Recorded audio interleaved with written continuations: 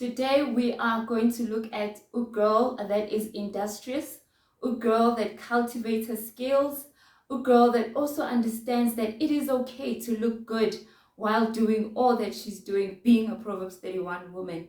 So let's just go forward and look at our third edition of uGal. So we are going to look at different verses that I have combined because when I read it, it looks like they are intertwined, So I just wanted to go through those verses instead of having to go line by line, having to go back to that verse that marries with the previous verse. So today we are going to look at verse 13. We are also going to look at verse 19, and also the last one is verse 22. So yeah. Then verse 13 says, uGal seeks wool and flax and works with willing hands in delight. Verse 19 says, her hands are busy spinning thread, her fingers twisting fiber. Yeah? And 22 says, uGal makes her own bedspreads. She dresses in fine linen and purple gowns. So if verse 13 was on an amplified version, verse 19 and verse 22 is on in the New Living Translation, the NLT version, if you want to look at it in those versions that I looked at. So in order for me to actually understand most of what is written in scripture, I Google, I go through, if there's commentary, if there's anything of breaking down of scripture, I go through that, right? But with this one, flax and wool, I was just like, I need to Google the process of actually turning flax into linen or into fabric. My goodness, guys, I got tired just watching the actual process. The work that goes into doing that lets me know that these people were, they were working tirelessly, if you know what I mean. And it checked me because I'm thinking, I don't have to do all of that now. I go to stores and linen is readily available for me. So what am I really doing with the convenience and the time that I have? Am I using it wisely? Because there's no reason for me to say that I don't have time. Did those women have extra 24 hours or extra hours? No. Yes, we do have 9 to 5s. Guys, if you go and Google how to process flax and linen, flax to fabric, I would rest my case. I think you would get to a point where you also check yourself. Verse 13 says, this woman first seeks and then finds wool and flax, right? And then works with willing hands in delight. This is a woman that is supposedly fit for a king, right? But this is a woman that is so involved in the doings and the daily things that have to happen in her life. Meaning, even if she's in that place, in that castle, whether you're a housewife and you are just well off, for example, or whether you're a businesswoman, an entrepreneur, you have businesses, don't you want to be that person that is that is diligent in what they are doing, that is hands-on in their business, having to be someone that is wise, that can give advice? Because if you are someone that is not busy, if you are someone that doesn't know what goes on in your business, maybe you just had finances and whatever, there is a difference between someone that is really intentional in making that business thrive and someone that was busy doing the work and even going in the trenches to understand how your employees would actually feel or give advice, So that is how I saw it. I was like, okay, as a businesswoman or an aspiring businesswoman, I'd love to know and be busy and work in my, seek and find that flax and wool, so that when I bring people into employment, I know exactly what goes down. I feel what they feel because I've been there. I'm not just go do this and that, the things that are impossible that we sometimes find in corporate where there is someone that that is connected to whoever, that is connected to whoever, you can tell when it was someone that was here and was promoted to the space, other than someone that came from nowhere and was positioned in this place. They lack compassion, they lack understanding, because they don't have an experience of what it is to be in the trenches. So that is how I saw it, that you seek, you are busy with your hands. And in verse 13, that is my takeaway. So let's move to the next verse and just see how we can be in the shoes of this woman in our century, in our daily lives, in our projects and things that we do. Verse 19, we go to verse 19.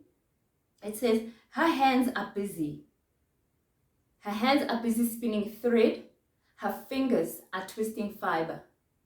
So when you look at this day and age, obviously it would not make sense for you to spin and twist fiber and your hands being busy doing that after you've Googled and saw what it is, the process of flexing to linen.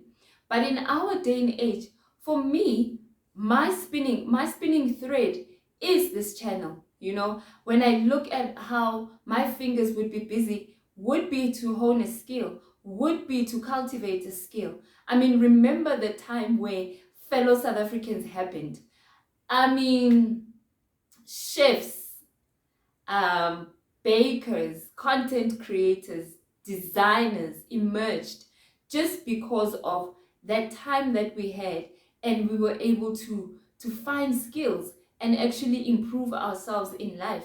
So for me, that is what it is.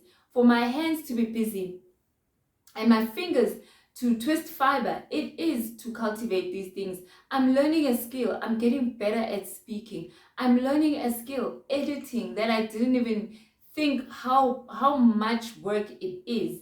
And I'm just in the beginning, I'm just using a phone. What more when I start using all these other technical things? Those are the things that I still have to learn. Those are the skills that I would have to go to YouTube, or if I have finances, to sign up to whatever and just be better at it. So for you also, that could be a skill. We need to be busy with our hands. God gave us hands not only to clap back, not only to, to do things that we're not supposed to, we don't have any business doing, but we also have hands to hone skills. And we were born, there are gifts, there are talents, there are skills that we were born with that are still under inside of us, that are waiting for us to be busy and do them. So I encourage you as well to look at this verse and look at it as, okay, well, this woman was busy. And this woman, meaning her, she did not even have time to gossip. She was busy trying to be skillful in certain areas of her life so that she can grow, whether it is agriculture, whatever you want to do, you know what to do, and your hands will be busy doing it. So yeah, that is my encouragement for 19.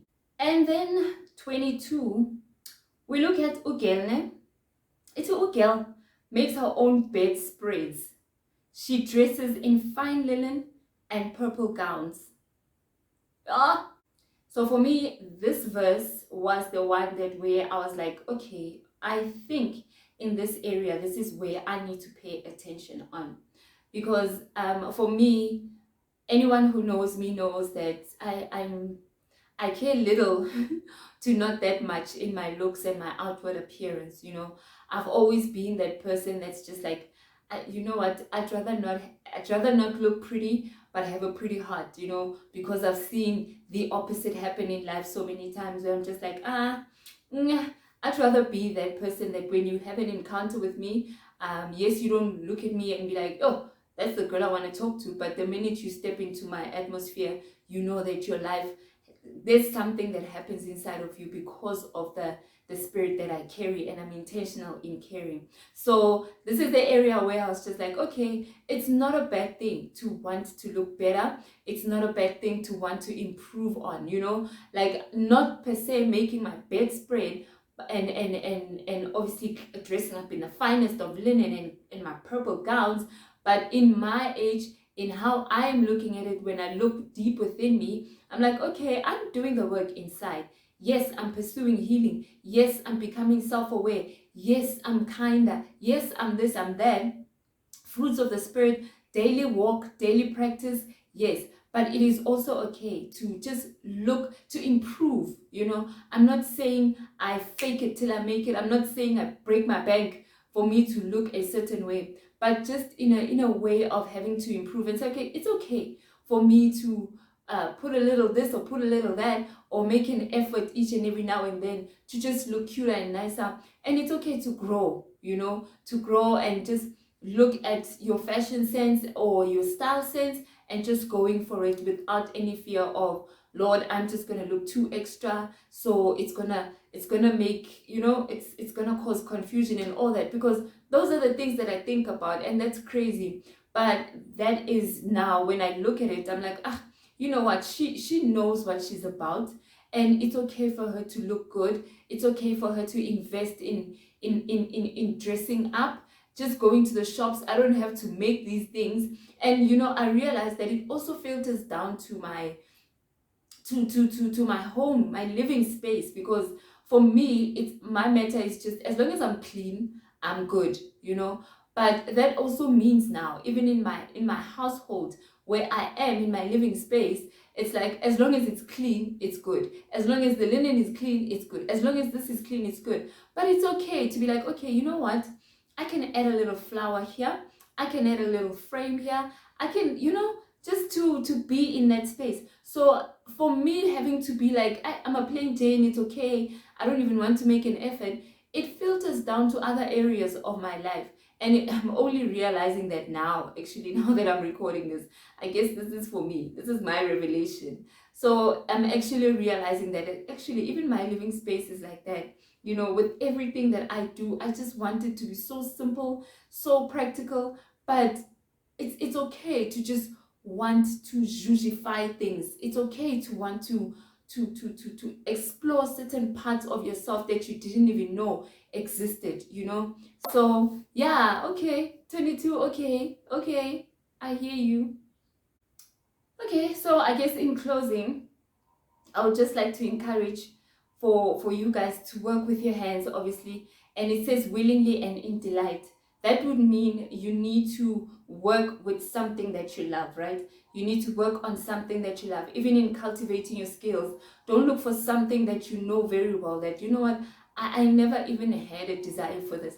But if it's in line with what you want to do, whether it is speaking engagement, whether it is medicine, I don't know, whatever, business, then cultivate that skill, understand that it is okay for you to grow. And also thirdly, obviously in 22, that it is okay for you to take care of yourself, your outward appearance. It is okay for you to dress in the finest linen. Don't break your bank. You know what fine linen is for you, what is making you feel comfortable. Let us not walk around thinking, oh my God, I need for everyone to feel sorry for me. We know that there are people that are struggling out there, and I'm not talking about those people. I'm talking about people that have just let themselves go, similar to what I am saying, that, oh, I'm realizing now that I've actually let myself go, but I am in a space and a position where I can go back to the drawing board and be like, who is Tato? Like, what is Tato like? Kinda, what was my inspiration for this hair? What did I say I want to do? Let me just do my nails, let me things like that. So I'm not talking about people that really, really can't make it and are obviously struggling. So I'm talking about the people, I'm talking about the people that know that there are areas of improvement that can be done financially, like when you financially, and also things that don't need your finances, things that are inside of you that you can cultivate and work on. We are living in times where we all have data. We are living in times where we all have access to certain things, that we are able to just grab a hold of them. We no longer have to wait for years or days or write letters and stuff like that. So I would just encourage you guys to, let's get our hands busy. And until next time, I love you guys. And please don't forget to comment, to like, to subscribe, to share. And yeah, let us be our girl that are skillful, that are industrious, our girl that understands that it is okay to look nice while you are working. Balance. Let's have that.